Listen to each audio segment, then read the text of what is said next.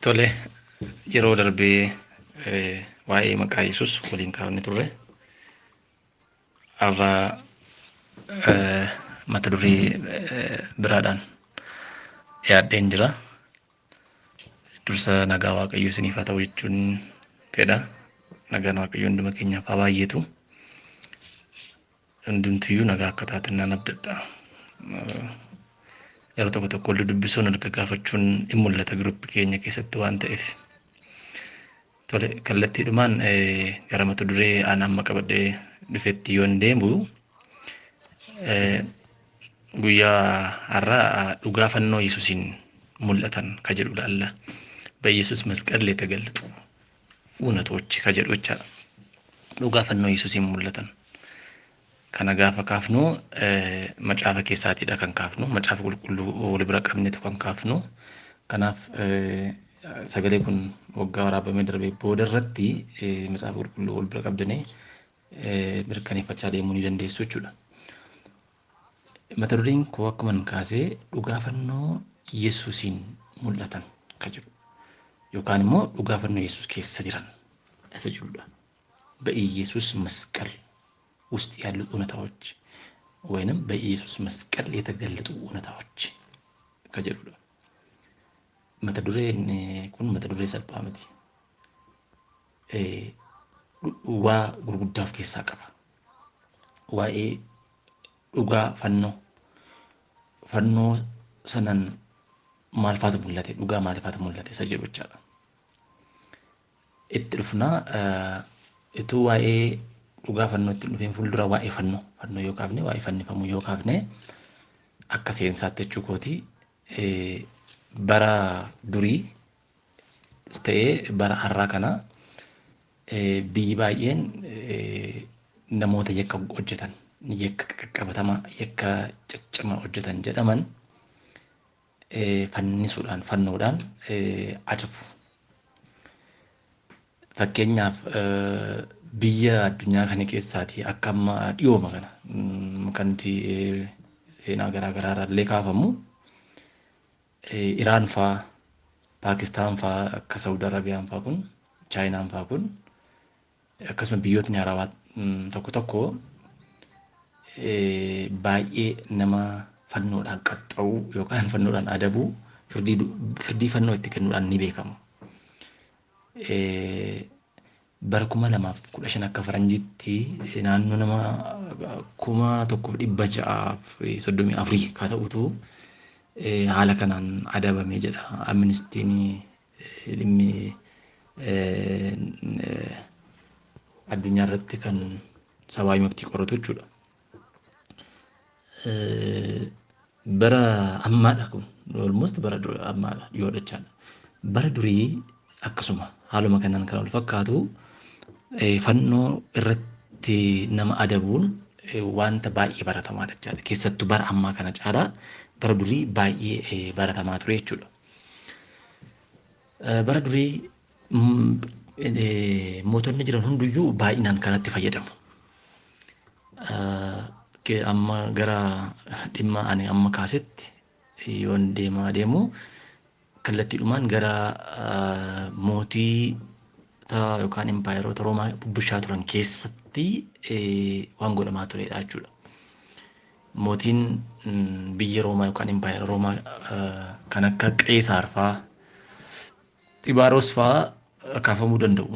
Qeesaarii utuu Yesuus hin dhalatin akka seeraan tokko tokko kaasuttis BC 63 jechuun ittuu gana achi as gad lakkaa'ama miti barri inni durii Yesuus dhalatee asii wal tokko jennee jalqabne malee isa fuuldura gad lakkaa'ama ture.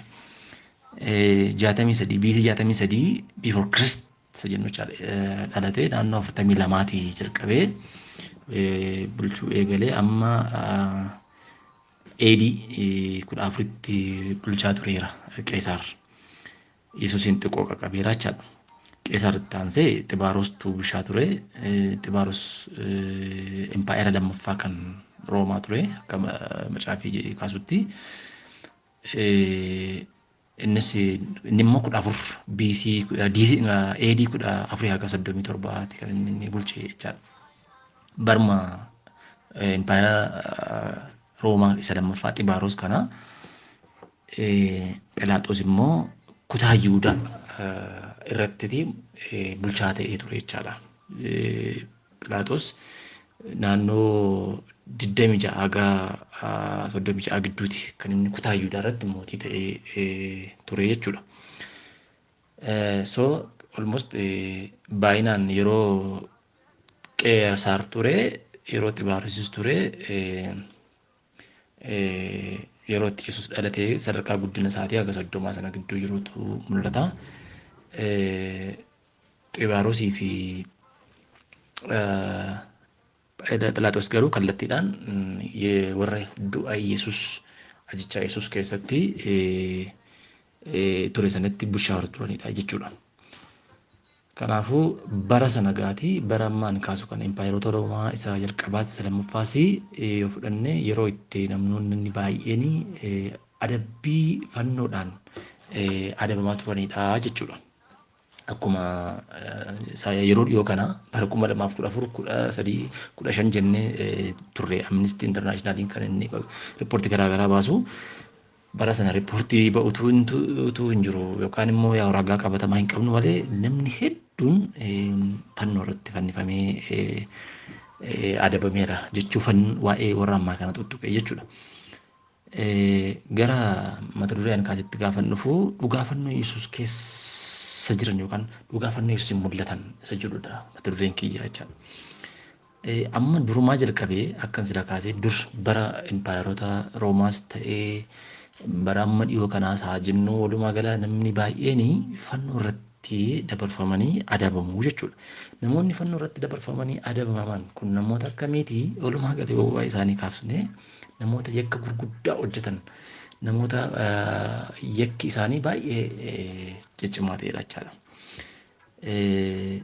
Garuu waan nama dhibu fannoo namoota hedduu fannifaman kana keessaa yoo qorattan kan Yesuus wajjin tokko miti. Tasuma waliin argu. Fannoon isaan itti fannifaman yookaan fannifamuun isaanii badii isaaniif yakka isaaniif jechuudha. Yesuus garuu totaalii adda jechuudha kanarraa. Dhugaan fannoo Yesuusiin mul'atee dhugaa gurguddaa hedduutu jira jechuudha. Utuu gara dhugaa fannoo Yesuus kanatti dhufeen fuulduraa waa xiqqoo waa'ee waa lama kaasuun barbaada. Tokko akkaataa dhaloota Yesuus yoo kaasne akkaataan dhaloota Yesuus akkaataa dhaloota warra kanaan dura fannoo irratti fannifamanii ajjeefamanii miti. Inni gara biraan akkaataan dhaloota Yesuus akkaataa madhala namaa kamiyyuu miti. Akkaataan dhaloota Yesuus addadha.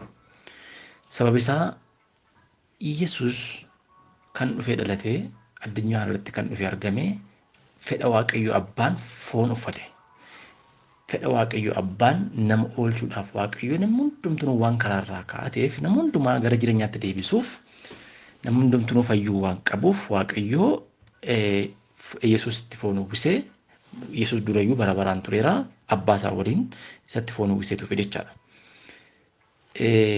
Yesuus dhaloota Yesuus kana kan adda isa godhu tokkoffaan Yesuus fedha dhiiraaf dubarraa irraa hin dhalanne. Maariyaam durbummaan ulfoofte. Kan sin dhibu durbummaan deesse. Achichi koo Maatiyus boqonnaa 1:18 qalbifadhaa. Hamma isheen mucaa ishee isa hangafaa sana deessutti Yoosef ishee hin beekne ture. Yabakuur lijuwaan እስክትወልድ ድረስ አልተዋወቃትም jedha Maatiyus boqonnaa 1:85 akka jechuudha jechuudha. Dura afra qulqulluun ulfoofte isheen. Afra qulqulluu waan ulfoofteef Yoosef dhoksaatti isheen nama biraa walaadhaan ulfoofte jedhee waa yaadeef dhiisuuf yaadee turedha macaafi. Garuu lakkii miti ofitti fudhuu gaafa ergamaan Waaqayyoo jedhee itti himu ishee ofitti fudhate. Ishee ofitti fudhatee kan nama ajaa'ibu amma gaafa ishee mucaa isa jalqaba sana deessutti garuu inni ishee bira hin geenye. Duras Maariyaam bira dhiirri hin geenye. Otoo dhiirri bira hin ga'in akkasumatti afra qulqulluudhaan ulfoofte. Ammas gaafa deessusi otoo inni ishee bira hin ga'inidha kan deesse jechuudha. Macaafarra jira. Maatiyus boqonnaa 1:85 irra jira jechuudha. Kanaafuu Yesuus dhaloota isaa yoo ilaalle fedhii dhiiraaf dubaraarraa hin dhalanne. Tokko kun adda isa godha. Lammaffaa utuu Yesuus hin dhalatin fuulduraa raajoonni fuulduratti akka inni dhufee dhalatu raajii dubbataa turan. Fakkeenyaaf yeroo darbillee kaaseen ture Isaayyaas boqonnaa jala qobsa 9:6 irratti maal jedhaa? Mucaan nuuf dhalateera, ilmi nuuf dhalatee jira. Nuuf dhalateera, ilmi nuuf already dhalateera. Ilaa gana amma mul'ataan arganiitu akka dhalatee taasisuu jechaadha. Ilmi nuuf dhalatee jira, nuuf dhalateera. Ilmi nuuf dhalateera, mucaan nuuf kennameera. Maqaan isaa eenyu jedhama? Gorsaa, Dinqii, Abbaa bara baraa, Hangafa nagaa. Deengaddaa waa'ee maqaa Yesuusitti waamame kan jedhu waa baay'ee kaafne turreerra mitire achi keessa kana jechuudha. So dhaloota Yesuus wanta adda godhu ganaa Yesuus dhufee dhalatin waa'ee isaa fi raajoonni baay'een dubbataniiru. Tatambiyoal ማለት ነው. Akka Yesuus dhufee dhalatu raajiin hedduun dubbatameera jechuudha. Inni gara biraan dhaloota Yesuus wanta adda godhu dhaloota Yesuus Waaqayyo nama oolchuudhaaf Yesuusin kan ergedha jechuudha. Tokkicha ilma isaa dabarsee kenne Yesuus. Namni hundumtuu fayyuuf jecha Waaqayyo tokkicha ilma isaa ergee jira macaafa Yohaannis 3 Wangeela Yohaannis 3:16 irratti akkas jedha. Kanaaf inni jalqabaa dhaloota Yesuus yoo ilaalle dhalootni Yesuus namoota kanaan dura fannifaman irraatii adda. Dhalootni Yesuus namoota hin fannifamin irraas adda. Dhalootni Yesuus akka dhala namaatti kan jiru hundumaarraayyuu adda jechuudha. Waa'ee dhaloota isaatii haga kana yoo ilaalle taansinee ammas akkaataan guddina Yesuusoo maal fakkaata ture isa jedhu yoo ilaalle akkaataan guddina Yesuusis dinqiidha, baay'ee guddaadha. Yesuus namarraatis Waaqayyoorraatis ayyaana argachaa guddateedha macaafi. Abboomamaa ture Yesuus jechuudha. Kanaaf akkaataan guddina Yesuus keessattis macaafa sirriitti qorachuu dandeenya. Maal jedhaa Luqaas 2:52 irratti Yesuus immoo Waaqayyoo fi namoota irraa ayyaana argachaa namummaadhaaf ogummaatiin guddataa ture jedha. ኢየሱስም ደግሞ በጥበብና በቁመት በሞገስም በእግዚአብሔርና በሰው ፊትም ያድግ ነበር ጀለ አካታ ጉድነ ሳቲ ቾፍነ ባዬ ናሙሰ ከንቀቡ ነመ ፉልዱረትስ ዋቀየ ፉልዱረትስ አያና ከንቀቡ ሲምቦ ከንቀቡ ኦጉማሞ ከንቀቡ ቱሬቹ ከናፍ አካታን ጉድነ ሳቲ ሙ ከነ ፈካታቻ qabxiin inni gara biraa ammas yoo ilaalle yeroo biyya lafaa irra deebi'aa ture maal gochaa ture isa jedhu ammas yoo ilaalle qabxii sadaffaa keenya irratti kana yoo ilaalle Yesuus yeroo biyya lafaa kana irra ture baay'inaan maatii isaa keessatti inuma jiraata haga waggaa 30tti Yesuus normaal akkuma namoota kaan hin jiraata. Abbaa isaa Yoosefiin hin gargaara, abbaan isaa muka soofaa hin gargaara, hojii mukaa kan hojjeta abbaan isaa hin gargaara, hin abboomamaa maatii waliin jaalalaan gammachuun jiraata.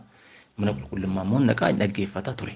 Waggaa 30 booda garuu ispeeshaali waggaa 30 booda waggaa 33 amma gaafa fannifamutti Yesuus baay'inaan hin barsiisa ture. Baay'inaan hin barsiisa ture. Maal ta'uu barsiisa dheegada kaafne ture, karaadhaan jechaa ture, dhugaadhaan jechaa ture, an jireenya jechaa ture. Yesuus jireenya ta'uu isaa barsiisaa ture. Inni gara biraan bara deddeebi'aa ture keessatti dinqii garaagaraa gochaa ture. Fakkeenyaaf namoota jaaman fayyisaa ture. Namoota duudan fayyisaa ture. Dubartii waggaa 12 dhiigni ishee dhangala'ee fayyiseera. Nama waggaa 38 bishaan bukkee ciisee fayyiseera. Dubartii waggaa 18tiif seexanni goqeekse sana mana qulqullummaa keessatti dhaqee fayyiseera. Akkasumas namoota garaagaraa nama 5,000 al takka al gara biraa immoo yeroo biraa immoo nama 4,000 yeroo garaagaraatti akka isaan nyaatanii quufan godheera. Na Yesuus yeroo addunyaa kanarra deddeebi'aa ture seenaansaa yookaan deddeebi'iinsaa barsiisuu, dinqii garaagaraa gochuu, nama dhukkubsatee fayyisuu, seexana baasuu, baay'ee namaaf gadda, namummaa qaba. Namummaan isaa namaaf gadda. Dandeettii yookaan immoo humna isaa Waaqayyoo ergeetti fayyadamee immoo hin fayyisa. Mucaan isaa du'eera falan qabu sichi ka jedhamee Yesus fayyiseera. Mana nama baay'ee keessa dhaqee fakkeenyaaf nama Zakkiyoos muka yaabbate sana yaadatta dhaqee nagaan haa ta'u mana kanaaf jedheera. Yesus akkuma sila kaase dhaloonni isaa addadha.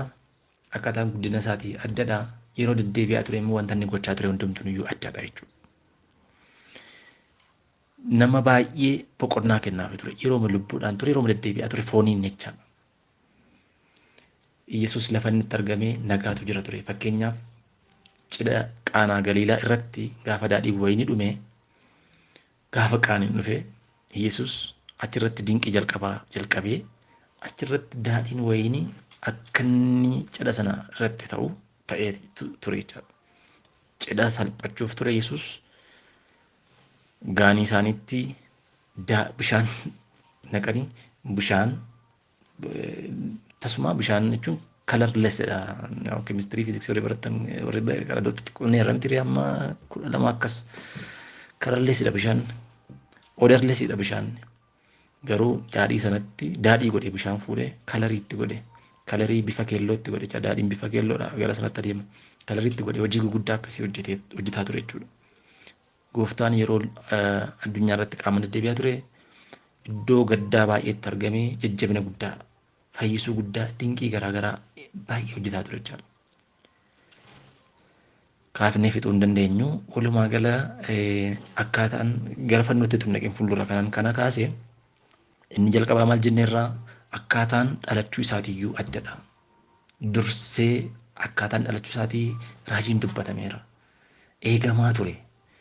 Itti taansee akkaataan guddina isaatii immoo namaaf Waaqayyo fuulduratti ayyaana argachaa, simboo argachaa, ogummaa argachaa guddatee jennee jirra.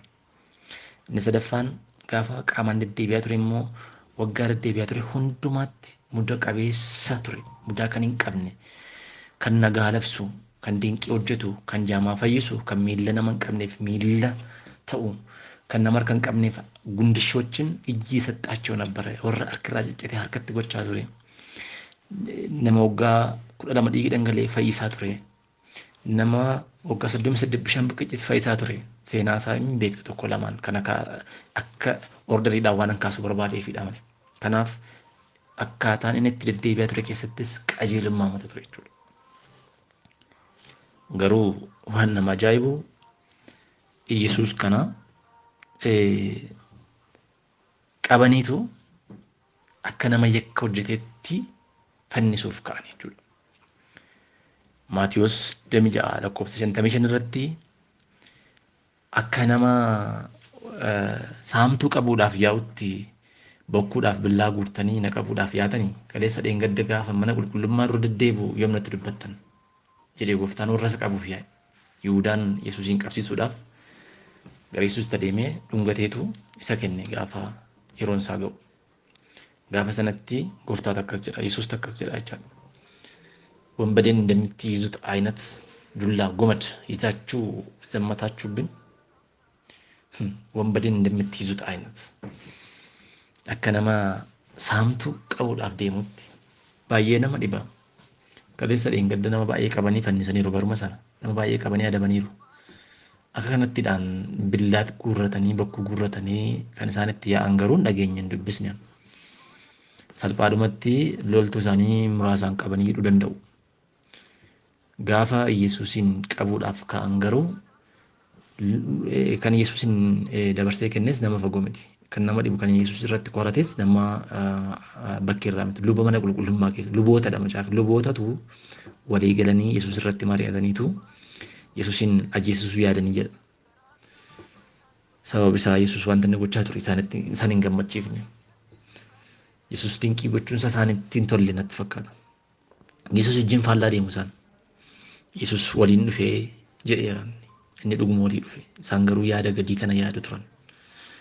Kanaaf Yesuusidhaan qabuudhaaf qabsiisuudhaaf gaafa ka'an isa fuuldura otoo hin qabsiisiniin fuuldura luboonni mana qulqullummaaf maanguddoonni biyyaa Yesuusin qabsiisuudhaaf irratti walii galan dhoksaatti mari'atan.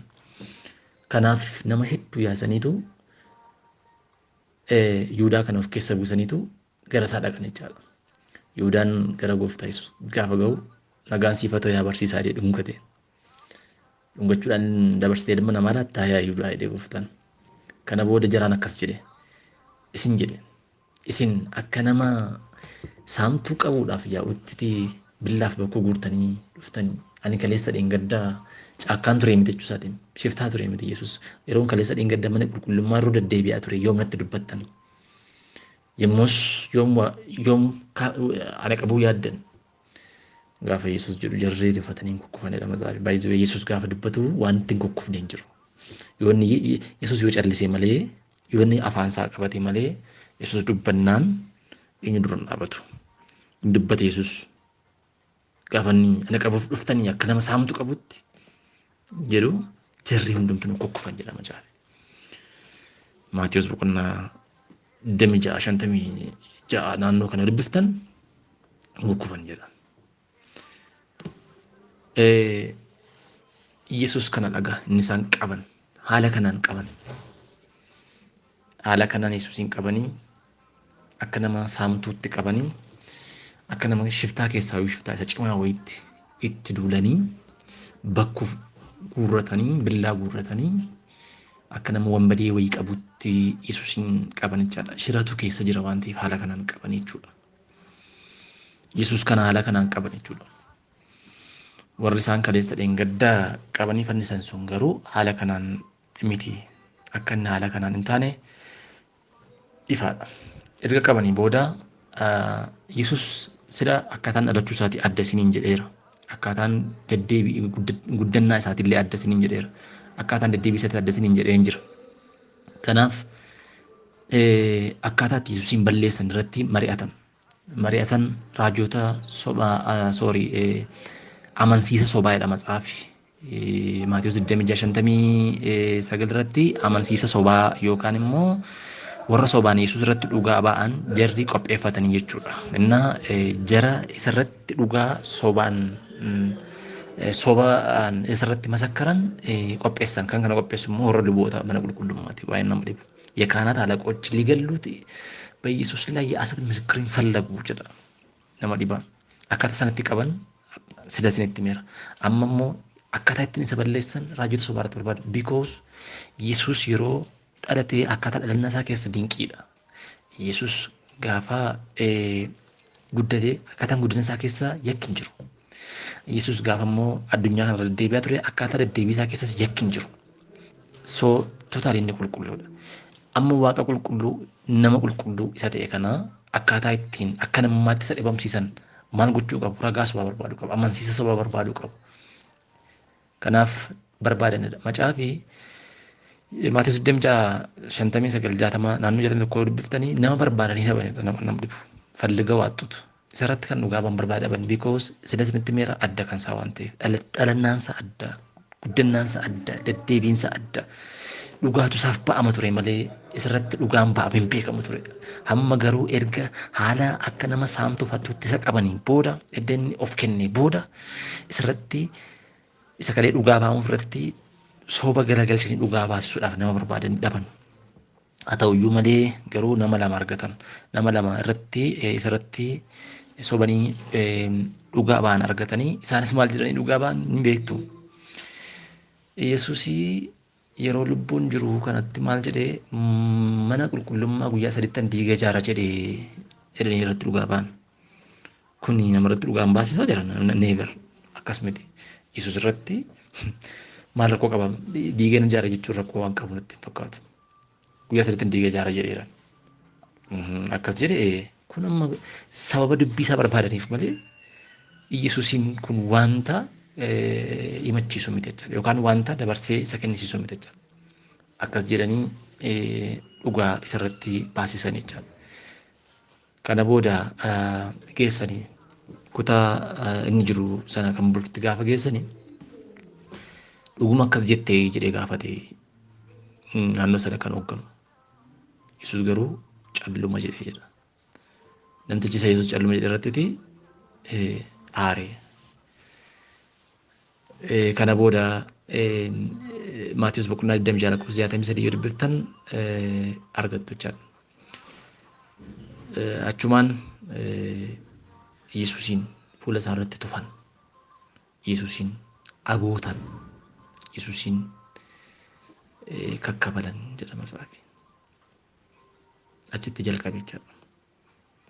Akka nama saamtuutti qabanii, akka nama ajjeesetti qabanii, itti duulanii irratti dhugaa tun taane soba irratti dhiyeessanii ragaa sobaa gabaasa soba irratti dhiyeessanii wanta san ilaallanne wanta san immeessin irratti dhiyeessanii kana booda qabanii Yesuusin asii achi raasanii itti tufan, fuula isaatti tufan jedha, fuula isaatti tufan jedha. Itti tufuu qofallee miti in abootan jedha. Akkasumas warri kaan immoo isa kakkabalan jedha. Namni Yesuus kun maal goonaan isa kabalan? Inni maal godhe? Maal goonaan isatti tufan? Yihudaanoo maal goonaan isa gurgurate? Kan nama dhibu Yihudaan meetii 30 isa gurgurate gaafa Yesuusin dabarsee kennellee deebi'ee gaabbee saantima yookaan meetii sana dhaqee mana qulqullummaa lubootatti kenneetu aduun yakkan hojjedhee waan ta'eef nirraa fuudhaa jedhee dabarsee kenne. Isaan gaafa didan mana qulqullummaa keessatti facaasee sokke. Egaa waan sii goonuu hin qabnu atumti fudhadhu ka maal sii goonuu jedhan jarri. Warri mana qulqullummaa sun Yihudaadhaan illee akka jiran. Yihudaan naqee of balleesse. Bulu tokko haala kanaan Yesuusin isa haala addaatiin dhalate. Yesuusin isa haala addaatiin guddate. Yesuusin isa waan gaggaarii gochaa ture kana akka saamtuutti qabanii akka nama ajjeese akka nama waan badii saamtu wayitti haala namatti hin tolleen qabanii shira irratti xaxanii soba irratti sobanii irratti tufanii kabalanii haala adda ta'eedhaan gara fannootti oofanii Yesuusin gara Phiilaaxoositti geessan. Phiilaaxoos akkuma sidansiniin jedhee kutaa Yihudaa irratti mootii ture. Bulchiinsa Roomaa keessatti bara Xibaariyoos kutaa Yihudaa irratti mootii ture inni. Kutaa Yihudaa isatti gaggeessa ture jechuudha. Gara isaatti geessan. Gara isaatti geessanii maaliif fiddan jennaan inni Waaqayyoon isa arrabseera, mootii isa arrabseera. Inni guyyaa 3 mana qulqullummaa diigee ijaara jedheera. Suma sila jedhan sanati Phiilaaxoos birattis geessanii irratti dhugaa ba'an. Phiilaaxoos akkas jedhe, ati dhuguma Yesuus kana gootee taa'ee jedheen. Calluma. Ati dhuguma mootii Yihuudaatii jedhe. Ati iyyuu jettee kaa jedhe deebiseefin. Phiilaaxoos Yesuus kana haala isaa ilaalee bitaaf mirga waan hundumaa ilaalee Yesuus nama badii qabu ta'ee ittiin argamne qulqulluu ture. Isa gadhiisuu yaadee jedhameetaafi. Haa ta'u iyyuu malee garuu jarri warra gara Phiilaaxoositti yaa'anii Yesuusin geessan suni akka Yesuus du'u waan barbaadaniif akka Yesuus fannifamu waan barbaadaniif itti wacan jedha. Kana booda Phiilaaxoos nama yakkama ture tokko nama wambadee ture tokko Barbaaka jedhamu Barbaa fi Yesuus keessaatii eenyuun filattu eenyuun gadi isin dhiisuu jedheen. Nama dhiba. Natti fakkaata Phiilaaxoos kun Barbaan hin filatan jedhee waa yaade natti fakkaata. Maaliif Barbaa jechuun bara sanatti hawaasa sana keessatti diraa ture. Baay'ee nama wambadee ture. Hawaasa sana nagaa kan dhaawwate ture. Galagashuu isaa immoo Yesuus immoo isinitti himeera. Yesuus maal gochaa ture? Dhaloonni isaa adda isiniin jedheera. Guddinaan isaa adda isiniin jedheera. Waan hawaasa keetti gochaa ture immoo galagashuu kan barbaade. Kanaaf iyyuu natti fakkaata Barbaan Yesuusin gadhiisu waan jedhan jedhee yaada. Tuna ta'e ammarraa nama hamaa godhee immoo nama gaarii godhetu gadhiifamuu qaba. Kanaaf isaan garuu Yesuusin fi Barbaa gaafanni eenyuun gadi isiniif dhiisu jedhu jarri afaan tokkoon olii galanii Barbaan gadi nuuf dhiisii jedhanii iyyan jedha. Ishi rakkoon qabu Barbaan gadi isiniif dhiisa. Yesuusin immoo maal godhuree jedheen Luuka akka jedhee gaafachuun isaa siika qaba. Yesuusin inni fannisiisuudhaaf hin turre jechaadha. Maatewos boqonnaa 27 lakkoofsa 23 dhaqaa dubbifadhaa. Yesuusiinoo maal godhuree jennaan inni immoo fannifamuudhaan inni immoo ajjeefamuudhaan maal balleessee gaafa jedhe isaan gaafatu deebii hin qabne garuu itti fufanii inni haa balleeffamuu haa fannifamu jedhanii iyyan jedha. Phiilaaxoos koondiishinii isaanii kana gaafa laalu wanti toluu didee fi itonni murtoo kana kennaa jiru waan isin ajaa'ibu. Haati manaa Phiilaaxoos namatti ergitee Phiilaaxoositti Yesuus eeda abjuudhaan waa'ee namticha kana argaan ture.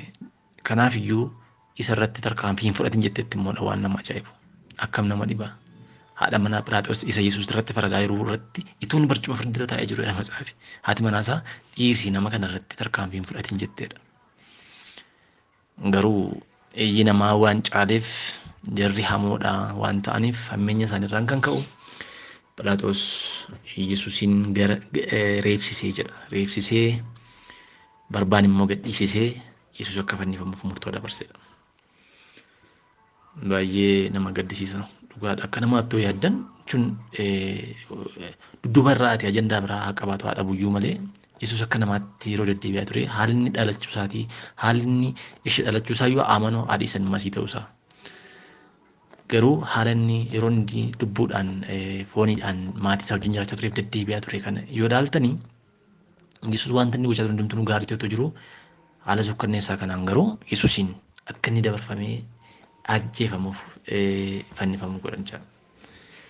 Baay'ee nama gaddisiisa.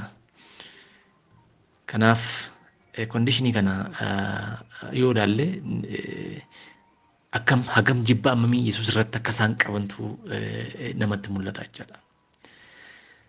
Gara ajandaa kootiitti dhufaan jira. Kanaaf Yesuus amma gaafa fannifamee namoota lama gidduutti fannifame Yesuus. Sila isinitti himeen ture nama baay'eetu fannifameera bara sana nama baay'een fannifaman adabamaniiru Yesuus gaafa fannifame nama lama gidduutti fannifame. Yesuus iyyuu nama sadiitu ol faana fannifame jechuudha. Namoonni fannifaman kabroo lamaan isaan saamtu turan. Yesuus wajjin sadaffaa ta'anii fannifaman.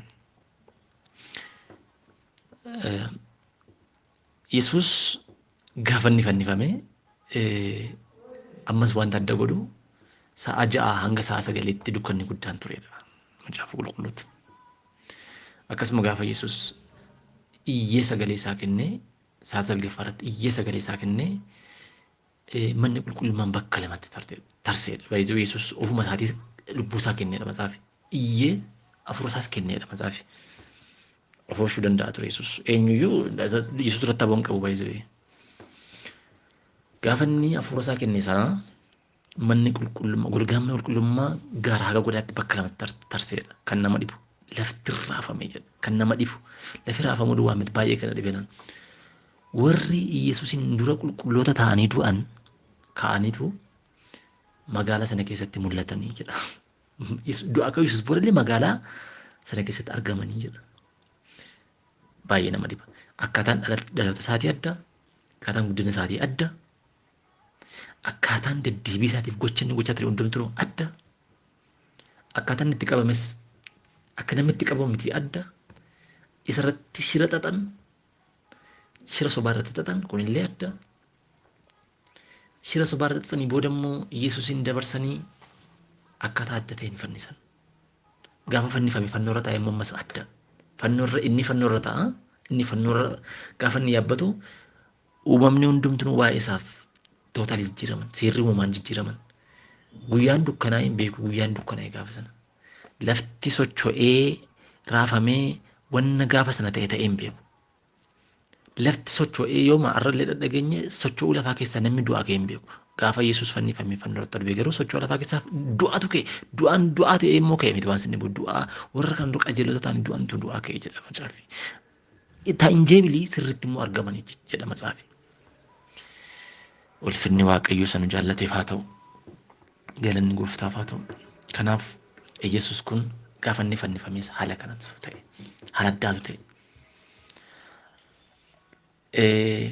Gara poointii gosaa qaqqabatamaatti dhufaa hin jira. Kanaaf dhugaa fannoo Yesuusin mul'ateetu jira. Fannoo kana irratti dhugaa mul'ateetu jira. Fannifamuu kanaan dhugaa mul'ateetu jira. fannifamuu kanaan wanta argametu jira. Fannifamuu kanaan wanta lakkaa'ametu jira. Fannifamuu kanaan wanta addatti ba'etu jira. Fannifamuu kanaan wanta lubbubuusetu jira. Fannifamuu kanaan wanta gargar ba'etu jira. Fannifamuu kanaan waan babbarametu jira.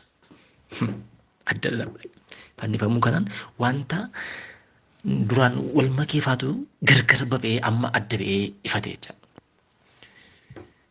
So fannifamuu kanaan maaltu dhugaa kamtu mul'ate isa jedhu tokkoffaan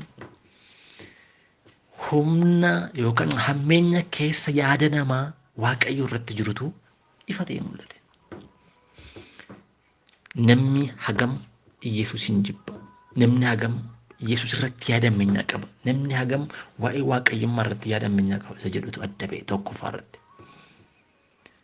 Yesuustuu maal godhu sida isinitti meera. Yesuustuu maal godhu fannisan. Yesuus ituunni isaan nyaachisu, ituunni isaan obaasu, ituunni isaan gargaaru, ituunni warra harka hin qabnetti harkatti godhu, ituunni warra jaamoota fayyisu, galagalchoo kana Yesuusin garuu siqalawu jedhan. Siqalawu fannisi jedhan. Kun yaada hammeenya nama keessa jirudha. Kun yeroo sanatti kan mul'atedha. Har'oo namni baay'een Yesuus gaafa jedhu hin jaallatu. Namni jiraadha. Yesuus namni jechuu jaallatu nama fura qulqulluun keessa jiru yoo ta'e qofadha. Yesuus jennaan daandii wayirratti ba'a. Yesuus jedha dhagaa isinitti darbatu yookaan ija diimeffatanis ni ilaalu. Yesuus fannoo isaatiin ammeenya namni Yesuus irratti qabu, ammeenya namni Waaqayyo irratti qabu, ammeenya namni hafuura irratti qabu, spiritual irratti qabutu mul'ate jechaadha. Inni lammataa maaltu mul'ate fannoo kanaan isa jedhu fannoo isaatiin jaalala Waaqayyoo ilma namaaf qabutu mul'ate. በመስቀሉ አስደናቂ የእግዚአብሔር ፍቅር ተገለጠ። ዮሐንስ በቆና ሰዲ ለኮብሳ ኩድ አፍሪቲ አንጋ ኩድ አጃ ኦልብፍተን አከስ ጀዳ ሙሴን ለፈ ኦና ኬሰት ቦፈ ሲቢዳ ዲማ ሙኮ ኢረቲ አካ ኦልፉዴ ኢልሚ ነማስ ኢሞ አከሱማ ሙኮ ኢረቲ ኦልፉዳሙን እንታ ኩኒስ ኢልማ ነማቲፍ ilma namaatti kan amanu hundinuu jireenya bara haa qabaatuuf ta'a. Waaqayyoo akkasitti tokkicha ilma isaa hamma kennutti biyya lafaa jaallate. Kun immoo isatti kan amanu hundinuu jireenya bara haa qabaatuuf malee abaduufii miti jedha. Kanaaf fannoo sanaan maaltu mul'ate? Jaalala Waaqayyoo ilma namaatiif qabutu mul'ate jechuudha. Yesuus fannifamee, Yesuus gurra'amee, Yesuus itti tufamee namni akka jaallatamu ta'e jechaadha. Namni jallaan, namni amatsanyaan garuu jaalala Waaqayyoodhaan akka booji'amu ta'e jechaadha. Dhangala'uu dhiiga isaatiin jaalalli Waaqayyoo abbaa mul'ate jechaadha. Waaqayyoo hagamis jaallataa isa jedhu dhiiga qulqulluu dhangala'e Yesuusin nu jaallata jechaadha. Kanaaf fannoo sanaan maaltu mul'ate? Jaalala Waaqayyootu mul'ate. Fannoo sanaan hagam Waaqayyoo kan jaallatu mul'ate? Waaqayyootu ilma isaa kenne. Ammoo oduu nuti ilma tokko qabna ta'e ilma keenya dabarsinee kennina har'a. Jaalala jechuun ilma ofii dabarsanii kennuudha jechaadha. Argitanii hamma kanatti hamma ilma isaa kennutti Waaqayyo abbaan jaallate jedha. Biyya lafaa jaallate Waaqayyo. Kanaaf fannoo kanaan dhugaan mul'ate inni lammataa jaalala Waaqayyootu mul'ate jechuudha. Jaalalli baay'eetu jira miti. Jaalala amma akka Giriikiitti agaappee, fiiliyaa, baariis, sterjoo, eeriis gosa baay'eetu jira. Gosa shanatti fakkaata. Garuu jaalalachi keessaa mul'ate jaalala kan Waaqayyooti. Jaalala addaatu mul'ate jechaadha. ኤፌሶን 2:5 ብስተን ከወደደን ከትልቅ ፍቅሩ የተነሳ በበደላችን ሞተን እንኳን ቢሆን ጊዜ ከክርስቶስ ጋር ሕይወት ሰጠን፣ በጸጋም ድናችኋልና ከእርሱ ጋር አስነሳን፣ በክርስቶስ ኢየሱስም በሰማያዊ ስፍራ ከእርሱ ጋር አስቀመጠን። ጸጋው እምነት አድኗችኋልና ይህም የእግዚአብሔር ስጦታ ነው እንጂ ከእናንተ አይደለም። ኢየሱስ የእግዚአብሔር ስጦታ ነው። ኢየሱስ ከአብ የተሰጠን ቅዱስ ስጦታ ነው። waaqayyo abbaan kennaan inni kennaa jaalalaa nuuf kenne Yesuusidha jechuudha. Fannoo kanaan jaalala waaqayyo abbaatu mul'ate jechuudha. Gaafa ayyaana gannaa kana namoonni waa walii kennu miti barreeffama fa'aa akkas akkasii. Yesuus garuu waaqayyo abbaan garuu Yesuusin kennaa jaalalaa godhee nuuf kenne jechuudha. ይህም የእግዚአብሔር ስጦታ ነው እንጂ ከእናንተ አይደለም ጀለ ጳውሎስ። ኩንስ ከና waaqayyo abbaati malee isinirraa miti jedha. Kanaaf fannoo isaatiin jaalalli waaqayyo mul'ate jechuudha. Sadaffaan fannoo Yesuus kanaan firdiin waaqayyo kan dheekkamsi waaqayyo hamma ga'utu mul'ate. Isaayyaas 55 lakkoofsa 53 lakkoofsa 5 yoo ilaalle akkas jedha. Inni garuu balleessaa keenyaaf in waraaname. Sababii yakka keenyaafis reebame. caccabsame nuyi nagaa akka argannuuf inni adabame madaa'uu isaatiin fayyinni nuuf in argame jedha. በርሱ ግን ስለ መተላለፋችን ቁስል ስለ በደላችንም ደቀቀ። ስለ በደላችን ደቀቀ። ነምንድምቱን ዋየከፍ ነምንድምቱን ዱቀባ አከ ኢየሱስ ሰነተ ተውቀባ ture garuu nuti akka sana ta'uu waan hin dandeenyeef waaqayyo abbaan isa dabarsee akka sana isa godhe. Akka sana ta'uun hagam ulfaataadha. Fannoo kanaan kanatu mul'ate jechuudha. Caccabuun reebamuun akka Yesuus ta'e sana hundumaa ta'uun eenyuufiyyuu hin danda'amu ulfaataadha. Waaqayyo abbaan garuu Yesuusin ergee fannoon immoo kana mul'ise jechuudha. Dhugaa kana mul'ise jechuudha. Inni afuraffaan fannoodhaan maaltu mul'ate? Fannoo Yesuus fannifamuu Yesuusin maaltu mul'ate ka jedhu abboomamuu Yesuustu mul'ate. Namaaf ho'uu Yesuustu mul'ate. Namaaf gadduu Yesuustu mul'ate. Araara buusuu Yesuustu mul'ate. Namaaf waaqa gidduutti. Isaayyaas 53 irratti maal jedha? Isa hin cunqursan, hin dhiphisan. Inni garuu waan tokko iyyuu hin deebifne, hin dubbanne. Akka ilmoo hoolaa ishee qalamuudhaaf geggeeffamtuutti in oofame. Akkuma hoolaan immoo rifeensa irraa muranii cal jettuttis in calluma jedhe malee afaan isaa hin saaqqanne. Balleessaa keenyaaf dabarsanii haga du'aatti isa oofan. Roomee 5 akkas jedha. Nuyi amma illee ofii dadhaboo taanee utuu jirruu yeroo yaadame yommuu ga'etti Kiristoos warra akkuma keenya waaqayyoo irraa fagaatan hundumaaf du'e jedha. Warra akkuma keenya waaqayyoo irraa fagaatan hundumaaf du'e jedha. Buloota koo fannoo kanaan abboomamuu Yesuustu mul'ate. Yesuus abboomamaa ta'uu isaa garuu deebisaa ta'uu isaa ishii jechuu isaatu mul'ate. Gaafa Yesuusin qaban ani hin qabamu deemaan አሻፈረኝ እንጀነ ነቀቡ ዱፍተኒ እሺ እንደው kan sin dhibu ka itti adeemna dhiyaatanii itti adeemna meeqa itti adeemna jedha waan sin dhibu. Abboomumaadha Yesuus. Fedhii abbaa isaa raawwachuuf abboomumaadha Yesuus. Fannoo irratti gaafa kun hundumtuu nurte ta'u Yesuus abboomumaadha. Kan sin dhibu qabsoon isaa inni guddaan waaqaaf nama gidduutti araara buusu ture. Gaafa deebisuun isaa waaqaaf nama gidduutti araara buusu ture. Kanaafidha Roomaa 5 irratti warra akkuma keenya karaa daandii badiisaa irra turan hundumaa gara daandiitti deebisuudhaaf gooftaan Yesuus Kiristoos hunduma keenyaaf du'e jedha. Waaqayyo abbaadhaaf galannaa ta'u, gooftaa Yesuusiif ulfinna haa ta'u. Fannoo kanaan kan mul'ate maalodha ka jedhu inni shanaffaan fannoo Yesuusin fayyisuu waaqayyootu mul'ate. Qorontos 1:8 irratti maal jedha? Waa'ee fannifamuu Kiristoos dubbachuun warra karaa badiisaa irra jiraniif gowwummaadha. Nuyi warra karaa fayyinaa irra jirruuf garuu inni humna waaqayyooti jedha. Kanaaf fannoo kanaan fayyisuu humna waaqayyootu mul'ate jechuudha. Humna waaqayyootu mul'ate. Ja'affaan fannoo kanaan maaltu mul'ate ka jedhu fannoo kanaan abaarsa seeraan nurratti dhufeetu nurraa fuudhame. Girgimaan tawaggade. Waaqayyoo seera kennee ture saba Israa'eliif. Seera kana hundumaa yoo eegdan hin galtu mootummaa waaqayyotti jedhan. Seera kana hundumaa eegnaan rakkoon hin jiru. Seera sana garuu waan sin dhibu seera sun hanqasii baay'ee qaba. Naannoo hanqasii 623 wayii qaba jedhama. achi keessaa walitti cuunfameetu abboonni kurnan kan ta'e. Seera sana garuu sabni Israa'el 30% illee eeguu hin dandeenye. Kanaaf sabni Israa'el yeroo adda addaatti seericha eeguu waan dadhabaniif haala adda addaan adabbii adda addaa irra gahaa turan. Nullee akkasuma seerri sun warra Ayizaabii jedhamu nuti baay'inaan warri Yuudii ala jirru. Giriikis ta'u eenyu yoo ta'u Yuudii ala kan jiru baay'een keenya Ayizaabii jedhamu. Seera sanaan buluun mootummaan ofuma danda'amu. Nuyi seerri keenya warra Ayizaabii yeroo baay'ee ifaaf dukkana waaqayyo ifa nuu baasaa bokkaan roobsaa dukkana fidaa akkasumaan waaqayyo jira jennee amanna kanuma ture. Kun immoo Yesuusin amanuu waan hin taaneef badaa mootummaa waaqayyootti nama hin dhiyeessu. Garuu fannoo kanaan maaltu nurraa ka'ee abaarsa karaa seeraa dhufe sanatti nurraa ka'ee jedha. Galaatiyaa boqonnaa 3:10 irratti maal jedhaa?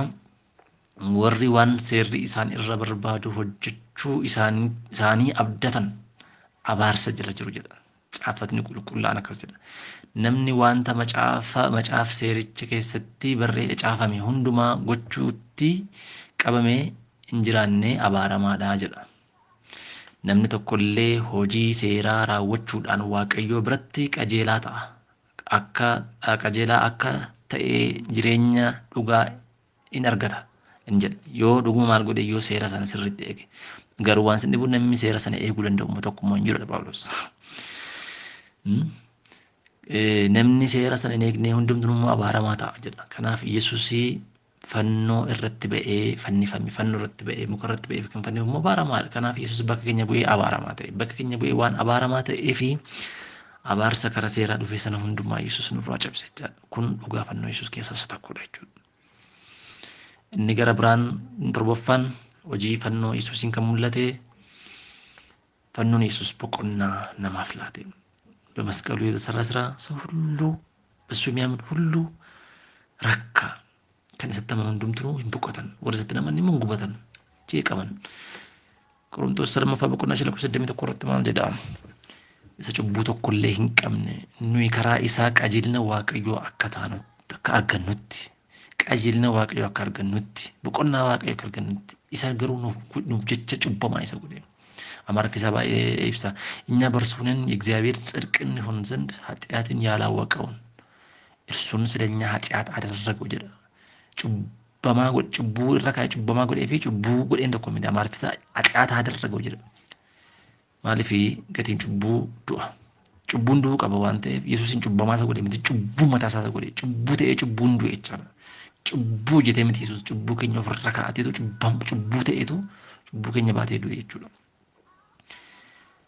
ኑራቲ ገረሳቲ ማልቱ ትራንስፌር ጎዴ ጭቡ ከኝቱ ኑራ ገረሳቲ ፍሎ ጎዴ ኑራቲ ገረሳቲ ትራንስፌር ጎዴ ኑይ ማለከታ ነው ጀደ ቀጂሊነ ዋቀዮ ከታነ ይሰራሞ ገረ ከኝትም ቀጂሊነ ዋቀዮ ትራንስፌር ጎዴ ገለነ ዋቀዮ ፈተው ከናፍ ፈኖ ከናን ማልት ሙለቴ በቆና ከችት ሙለቴ ተራ ኑራቲ ጭቡን ጋፋ ከገረሳቲ ትራንስፌር ጎዴ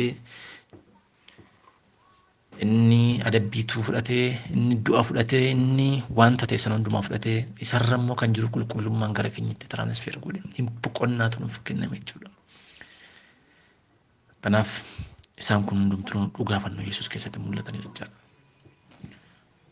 Warra fannifaman lamaan yoo fudhatanii tokko hin amane tokko immoo hin amanne tokko gasuma Yesuusidhaan arrana yaadadhu gaafa deebitee dhuftu gaafa du'aa kaatu jedhee inni tokko immoo hin gane.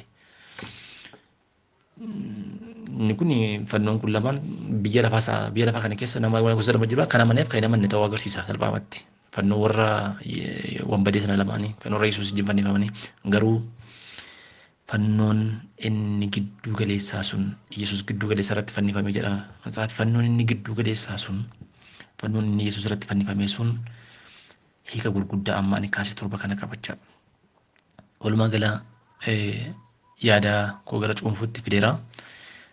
Yesuus haala dhaloonni isaa adda. Yesuus haalli guddina isaatii adda. Yesuus haalli inni itti deddeebi'aa ture hundumtunuyyuu adda. Wanta inni gochaa ture hundumtuu dinqii gaarummaan kan guutamedha. Garuu utuu kana ta'ee jiru Yesuusin akka saamtuu hattuu wayiitti qabanii dhugaa baatu sobdoota irratti baasanii Yesuusin fannisanii itti tufanii kabalanii mataa isaallee rukutanii jedha macaafa kan hundumaa godhan jechuudha. Yesus kana hundumaa kan inni ta'ee fi wanta amma ani kaasee dhugaa amma ani tokko lama jedhee kaasee torban sana nuuf raawwachuuf ture jechaadha. Fayyina keenya mirkaneessuuf ture jechaadha. Bakka keenya bu'ee arrabsoo du'a nutti dhufe sana fudhachuuf ture jechaadha. Gaaraantii nuuf ta'uuf ture jechaadha. Kanaaf fannoo Yesuusidhaan fannoo eenyuun illee dhugaa mul'ate hin beekne fannoo Yesuusidhaan mul'ateera jechaadha. Jibba namni Yesuus irratti qabu mul'ateera jechaadha. Itu jaallatamu, itu dhugaa hojjetu, itu waan gara hojjetu Yesuusin dabarsan kun jibba namni Yesuus irratti qabu. Fannoo Yesuusin akkasuma jaalalli Waaqayyo Abbaa mul'ateera jechaadha. Fannoo Yesuusin akkasuma firdiin cubbuu hagam ulfaata akka ta'e nuti teenyee ilaalla, diraamaa ilaalla isirratti. Isin irra ta'e sana akkas taana turre jechuudha. Hagam firdiin Waaqayyo ulfaata akka ta'e, cubbuun hagam firdii ulfaata namatti akka inni fide argisiisa jechuudha. Fannoo kanaan kanatu argame. Fannoo kanaan galuuf deebisuu jaalala Waaqayyo namaaf qabu. Yesuus waan hundumaa ofirra kaa'uusaa riiraa'ee mattaazazuun fiqaadanya mahuun namaaf Waaqammoo walitti taraarsuudhaaf hamma dhumaatti gatii inni kaffalatu argisiisa jechuudha. Fannoo Yesuus kanaan ulfina Waaqayyootu mul'ate jechuudha. Fannoo Yesuus kanaan abaarsa karaa seeraa dhufeetu nurraa cabee jechuudha. Fannoo Yesuus kanaan boqonnaatu lubbuu keenyaaf argame jechuudha. Galanni Waaqayyoo. Baga kan Yesuus taane. Kanaaf yaa obboloota koo nuti akka warra kaanii waa'ee fannoo Yesuusiin haala salphaatti akkuma salphaatti warri dubbatanii warra laalanii miti. Dhiiga qulqulluudha kan dhangala'e. Dhiiga homaa tokko yakka tokko hin qabnedha kan nuuf dhangala'e. Jireenyatti kan nu waame, kan nu fide. Kanaaf kana hin jaallanne yeroo hundumaa dubbanna. Ulfinni Waaqayyoof haa ta'u asuma irratti xumuraa galatooma.